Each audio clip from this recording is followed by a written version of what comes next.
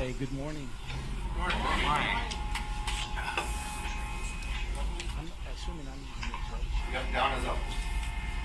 Down is up. Down button moves the slide. Makes perfect sense. Okay.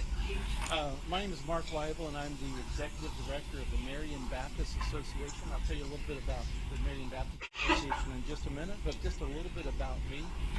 At the age of 27, I fulfilled a lifelong dream to become a pastor of a local church. And I'd gone to Bible college. I'd taken some classes at seminary. I was 27 years old. I knew everything, and I was ready to go. And one thing that they didn't teach me in Bible college and seminary was how to lead people. And which is crazy because the word pastor literally means shepherd. And the shepherd is someone who leads sheep. And so I got into this, and I realized I didn't know how to lead. I realized I didn't really know what I was doing. But our church was a part of an association of churches, the San Antonio Baptist Association. I met the executive director there and some of his team members, and I found out there's some people here that can really help me. So I camped out on their doorstep, and probably the best thing I ever did was to admit to them, I have no idea what I'm doing. So they really helped me a lot, and because of that, that's really why I'm in the role that I'm in today as the executive director of the Marion Baptist Association. So there's a little bit about what I do. Some of this just comes with the territory of leading a group of pastors. I like to explain that I've got the best job in the world because I get to love and serve the people who love and serve the people who love and serve the people of Marion County and the surrounding areas. So it really is the best job in the world. But a little bit about Marion Baptist Association. We were established in 1884. That makes us 140 years old.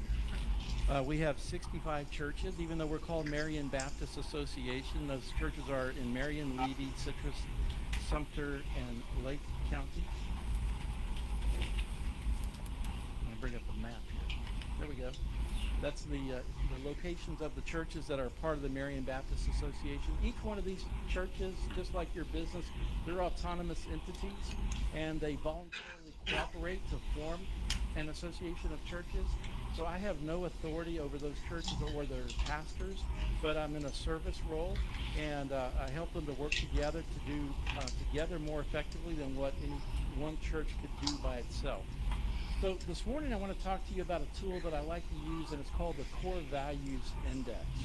And I'm just going to dump these things up here real quick. We won't spend a whole lot of time on what this is, but it's a psychometric assessment that measures a person's innate qualities that are from birth. It's not a personality assessment or behavioral assessment. Behavioral assessments, they measure external observable behaviors. And so there's a lot of great tools out there. You guys have seen Myers-Briggs and DISC and some of the other ones.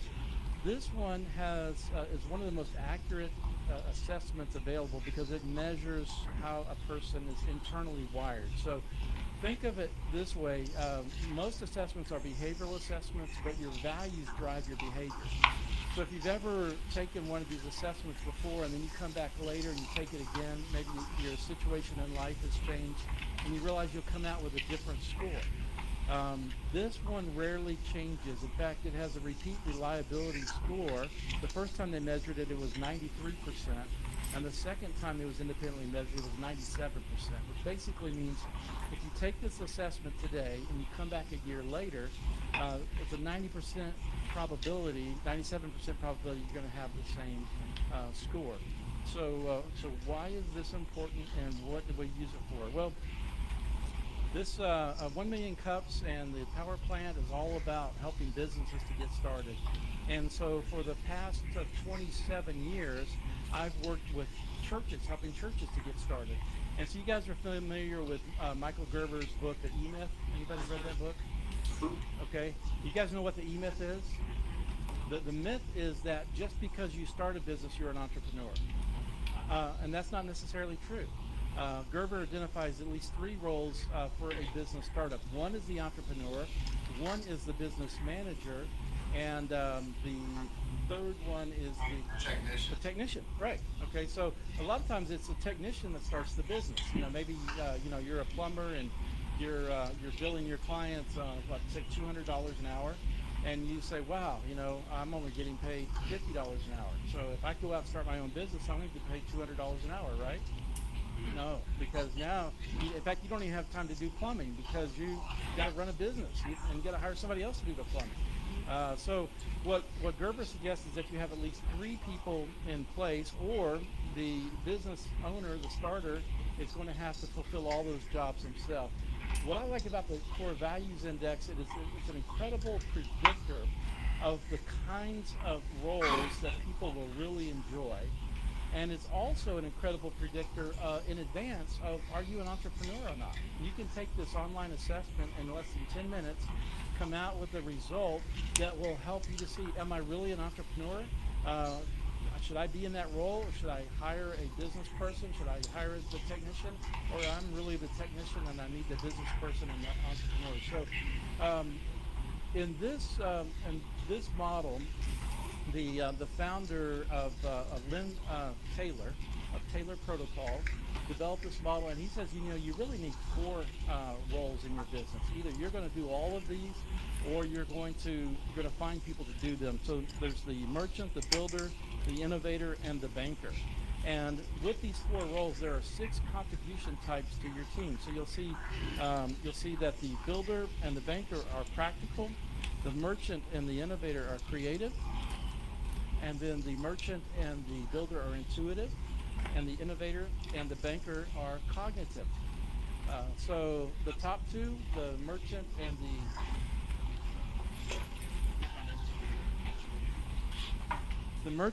the builder, tend to act on their gut.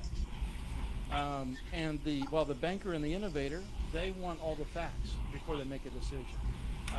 So sometimes that creates conflict in an organization. There's also 2 other contribution types, and those are working independently. There we go. Independently or in community. So the merchant and the banker tend to work best in community. They work best on teams, while the builder and the innovator, they want to work more independently. And on your table, there is a graph there with more detail about these 4 core value sets. So once again, you go online, you take a very simple assessment. It will come back and tell you what your combination of core value sets are. So you're naturally going to be strong in one area. You may have a secondary one that you're strong in as well, maybe a tertiary, but very rarely is anyone strong in all 4 areas. So what it does is it helps you to recruit to your weaknesses. One of the biggest mistakes in business is recruiting to our strengths. Several years ago, I was able to have lunch with a guy who is actually from Scotland, and every year he brings his family to Orlando, and they live in Orlando for the summer. And a pastor introduced me to him, and he was a mergers and acquisitions consultant for a large corporation that basically comes in and swallows up failed businesses. And I had read my time up. Is that what that means? Oh yeah, it flies by. Okay, Yeah. my time is up. All right, so this is the book where you can read about the Core Values Index. It's called the Core Values Handbook. And real quickly, there is something called the performance bell curve. Typically, 10% of your employees are going to be A performers. You see the rest there. But that results in only a 33% human capital efficiency. Scan this QR code. You can go online, take the assessment. It's free. If you take it, though, you're going to enter in your email address. You're going to get emails say, hey, wouldn't you like to upgrade and get the full report? Of course, yeah, it's $50 to do that. Don't have to do that if you don't want to, but they will send you an email. You'll get more details. And if you want to contact me after you get your results, I'll be glad to provide free coaching for you. All right, questions?